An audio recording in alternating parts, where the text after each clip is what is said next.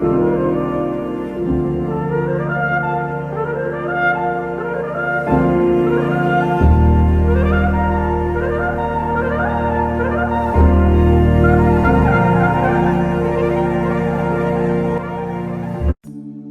guys, assalamualaikum. Ayo ikuti vlog kami mengenai keindahan arsitektur tempat bersejarah di Surakarta. Bersama-sama kita akan menjelajahi keelokan dan kekayaan sejarah. Yuk sambut keindahan yang memukau dari setiap objek yang ada di Masjid Agung Surakarta. Awalnya dibangun ketika terjadi kerajaan Kasunanan ini masih berada di Kartosuro. Di tahun sekitar 1745 ini terjadi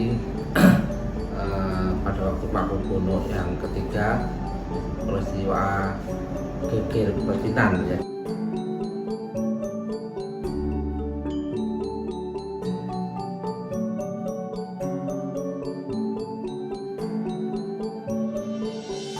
Beliau terinspirasi tata letaknya maupun filosofinya ini dengan kerajaan Demak dan Demak Bintoro. Jadi ada keraton, ada alun-alun, kemudian di depannya ini sisi barat dibangun masjid. Pendirian masjid ini terinspirasi oleh Masjid Agung Demak dengan arsitektur rumah adat Jawa berbentuk joglo. Jadi dengan bahan pokok materialnya kayu.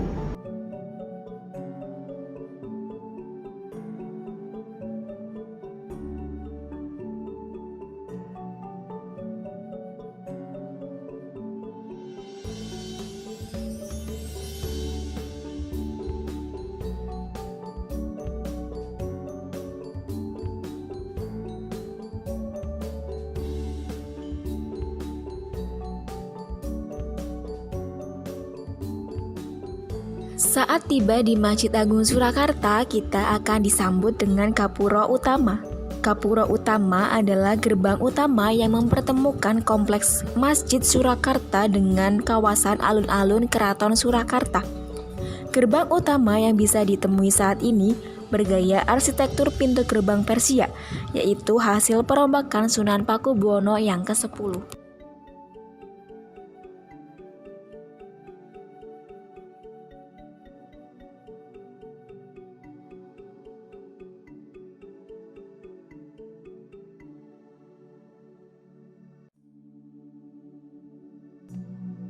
Setelah melewati Gapura, kita akan bertemu dengan Bangsal Pradangga, yaitu tempat gamelan sekaten.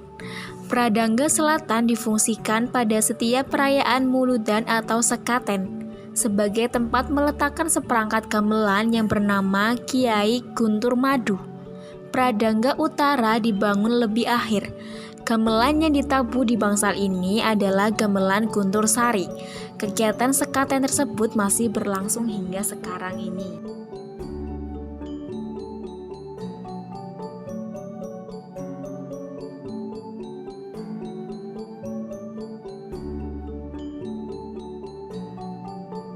Masjid Agung Surakarta kita juga akan menjumpai jam istiwa, yaitu jam yang memanfaatkan bayangan paralel sinar matahari yang biasa disebut dengan jam bencet.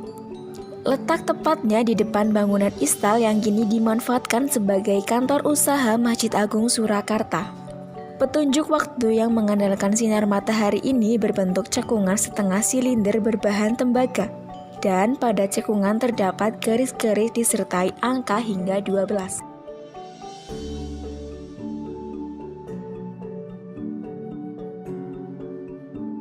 Bangunan utama di Kompleks Masjid Agung Surakarta dikelilingi emper dan kolam.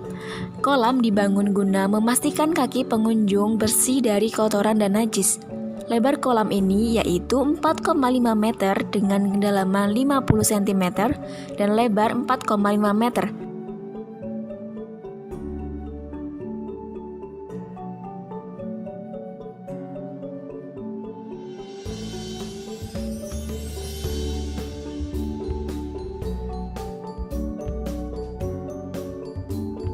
Teman-teman, saat ini kita sedang berjalan menuju serambi masjid melewati kunjungan yang berfungsi sebagai pintu masuk utama.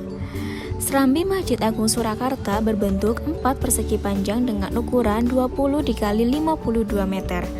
Serambi masjid dibangun pada saat Sultan Pakubuwono XII berkuasa. Atap serambi ditopang oleh 40 tiang di mana 8 pasang tiang menopang atap tingkat teratas dan sisanya menopang bagian pinggir. Pada perkembangannya, ruangan terbuka tanpa dinding pemisah ini dimanfaatkan untuk penyelenggaraan kegiatan selain sholat.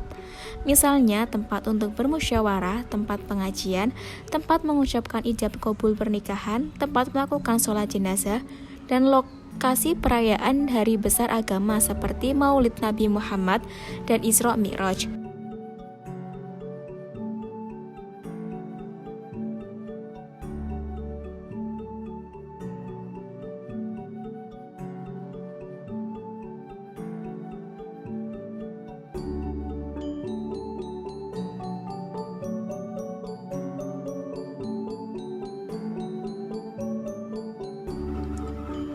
Beduk lama yang diberi nama Kiai Wahyu Tengara digantung pada gawangan kayu yang selaras dengan tiang-tiang serambi. Beduk Kiai Wahyu Tengara dianggap sebagian warga memiliki kekuatan mistis dan hanya dipukul pada malam hari dan bulan Ramadan. Sedangkan beduk baru dan kentongan ditabuh setiap menjelang azan sholat fardu.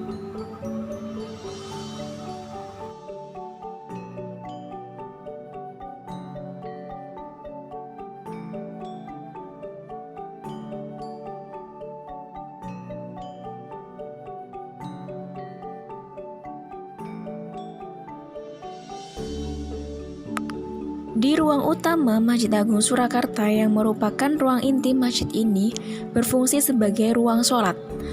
Ruang utama ini dilengkapi dengan 11 pintu, di mana 5 pintu di timur yang melambangkan rukun Islam dan masing-masing 3 pintu di utara dan selatan. Ruangan sholat utama Masjid Agung Surakarta juga dilengkapi dengan 9 ventilasi.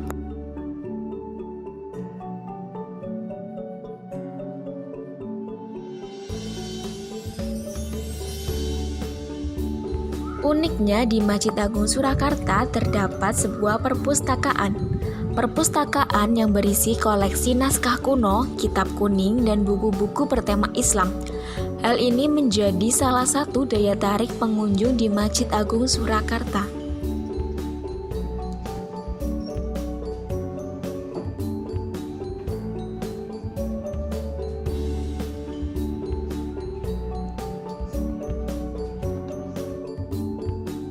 Menara dengan ketinggian 33 meter yang kini dijumpai di halaman Masjid Agung Surakarta dibangun pada masa pemerintahan Pakubuwono X. Menara ini bergaya arsitektur kutub minar khas India.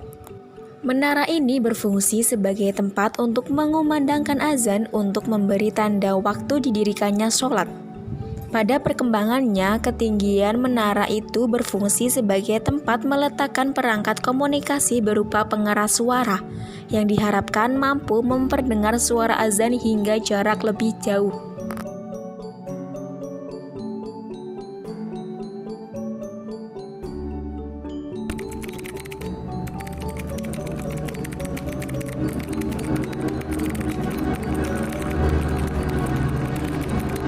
Menurut Ibu pesan-pesan di sini seperti apa?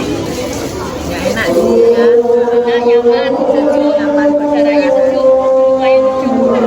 Kalau Ibu sama? Pesan Ibu habis dari sini Ibu mau kemana? Mau ke Masjid Sayyid. Ya, Asalnya dari Sidoarjo. Jauh-jauh ke sini? ya, memang dari masjid perumahan kayaknya.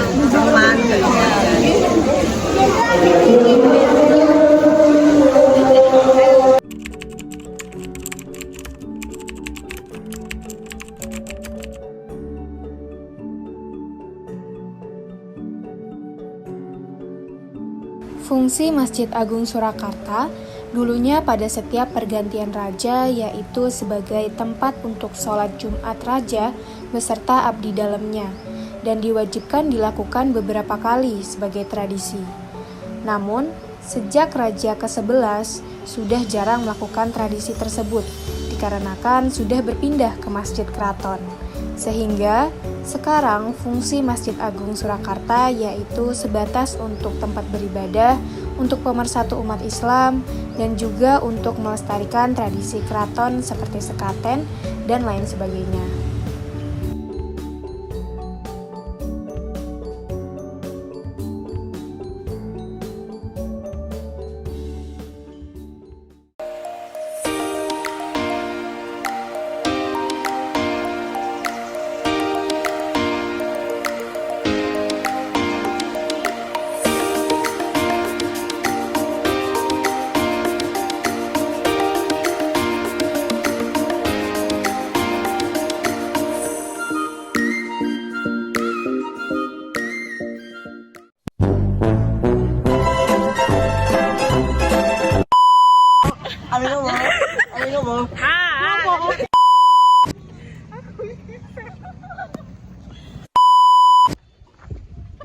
Gelap, Mas. Ayo, mlebu. Ulangi.